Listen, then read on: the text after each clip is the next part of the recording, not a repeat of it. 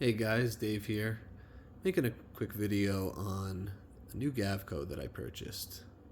So this was an interesting piece. Saw it on Instagram as soon as he posted it. I think I mean, 20 minutes to 20 minutes after, I should say, when Mike Gavik posted it on his Instagram. I responded and said, I'll take it. I just like the design, and you'll see. So here we go. And this is the case that it came in. So it's like a 10-inch. Yep. Fabric case. Almost you know, this like kind of greenish, beige, tan, maybe even with speckles of black mixed in material. Kind of reminds you like a rug or something like that nature. But anyway, let's get into it.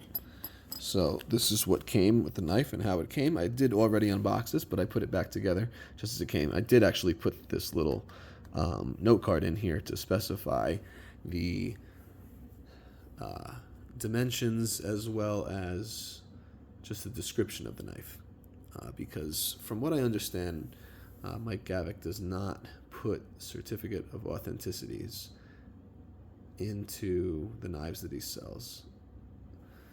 He doesn't include them with the knives he sells. So I'm not really certain what this is. It says 20 in there. I don't know. Maybe it's a tool for the pivot or something. I don't know. This is interesting. Not really sure what these are. Maybe it's just I don't know, a little display, but I don't know exactly what it is. But I thought maybe these were like, at first when I saw them, especially the ones that were a little more uniform, not these two up here where it's a little more pointy.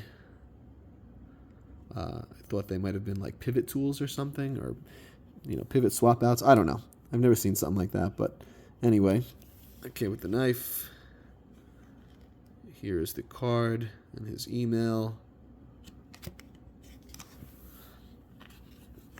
And here is the knife. So this is the Gavko Rock Bamboo Front Flipper, 3.3 inch Nitro V blade of 62 to 63 HRC, 7.7 inches overall with his rock pattern. Now, from what I understand, when he posted this, the Rock Bamboo Front Flipper is one that I guess he designed a long time ago and just never followed up with finishing it, or something that he made temporarily, maybe when he was first getting started as a knife maker, and he never finished it. But anyway, this is what it came in, like a shop rag, which I feel is kind of funny, and maybe the material is different than like a paper towel, but I wonder if this would scratch your knife. I haven't seen any scratches on it, but like I said, guys, this is not what I included in the knife. I wouldn't put my knife on this, but I didn't see any scratches on it either, and this is what he included on the knife. So anyway, let's take a look. And here is the knife. So, the Gavko Rock Bamboo Front Flipper. And it almost like looks like an integral, but you can tell it's two pieces. You can kind of feel your nail on the back here, but it's very seamless. Very seamless. You can see the transition, but it's very smooth. You don't even feel the edges with your finger. It's just if you really wanted to feel it with your nail, you kind of, but there's nothing there. It's very comfortable. Here's the centering. Perfect. That rock pattern. Front flipper. No jimping. Those are the thumb studs. Kind of pointy, but not, I mean, believe it or not, like, they're not, even though they're more narrow, more of like a cone shape, they're certainly not as sharp or as pointy, in my opinion, as the Chris Reeve Sebenza. Anyway, where's the pocket clip? It's like a cross between a milled and spring clip. It's interesting. And let's open the knife. So look at that slant. Look at that design. Isn't that very cool? Kind of like it's got a little belly here. I would consider this like a reverse Tonto blade shape. I don't remember if he does, but it's certainly not a Wharncliffe. Wharncliffe has a perfectly straight edge. But it's very thin behind the edge, like very thin. He did a good job on that. There's your lockup.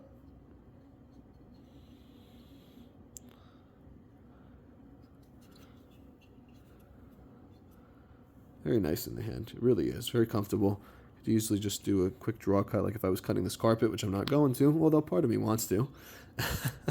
Not in my apartment. It's got pretty decent flipping action. Pretty good. It's not hard to flip. It's actually quite easy. You can easily slow roll it. You know, and what's neat is, well, actually, let me show you the other deployment methods. So the detent is quite strong if you are using the thumb stud. If you're right-handed and you're using your right thumb, so you want to keep your fingers off the lock bar. It's really, there you go, got it. But it definitely whips out pretty strong.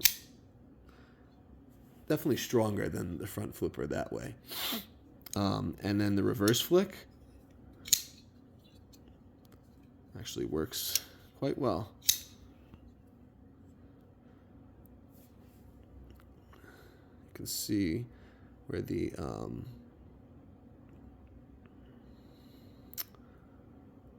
rolling ball detent, I believe. I think he might have put some oil here. I haven't touched it, I just left it, but you can see the pivot.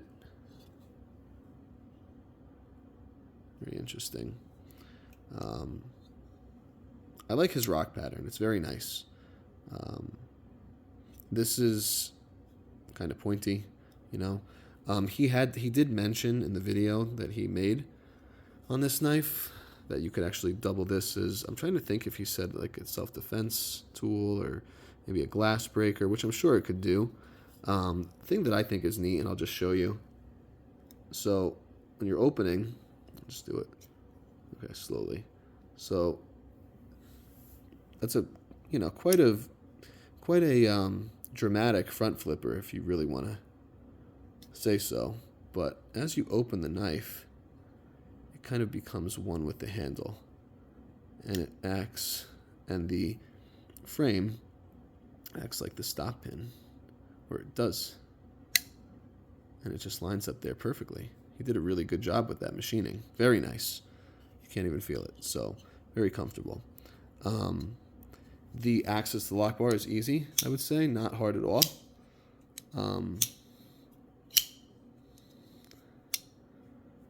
I have like grabbed it from the top, and no, I haven't actually front flipped it that way. He did. I'm not that skilled at that. But yeah, this thing just, it works well. It's got nice action, very comfortable. You know, that closed back spacer. Reference my video of open versus pillar construction video, talking about the comfort of knives that have a closed back spacer. So, and just look at that slant. It's very cool. Do you like that? It's old school Gavko design, and I think it's very neat. There's no milling, as you can see. Sorry, the lighting. I don't have a flashlight handy, but there's no, you know, lightning or anything. But I would say it's, I don't know, maybe 4-ounce knife, give or take. 4.2. Not really sure. So I'll show you a size comparison, just to two different things I had lying around at the moment. So we have the Spyderco Manix,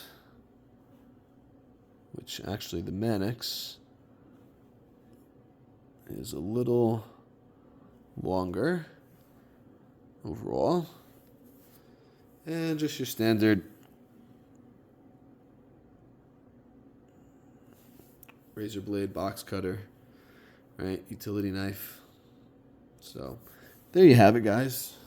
Not a long video, just something to show you. I think it's quite neat. It is a custom, if I didn't mention that. And what's really neat about that, I believe Michael is a custom maker who does not use CNC machining or CAD either, same as Alan Elishewitz does not. So I think that's quite remarkable, and it shows a lot of talent when a maker can make a knife without the use of CNC and CAD.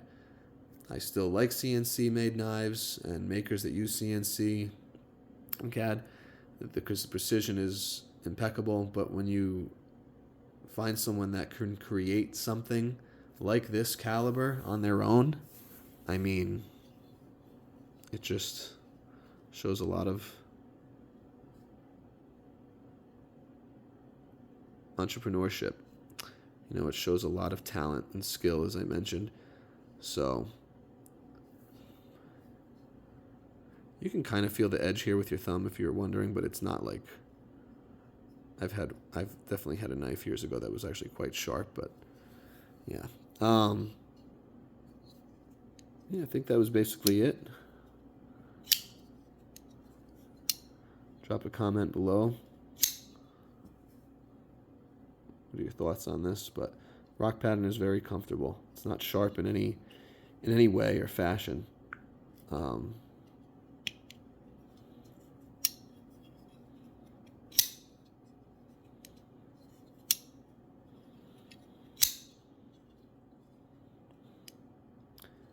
Yeah. So anyway, I think that's all, guys. Thanks for watching. Have a good one.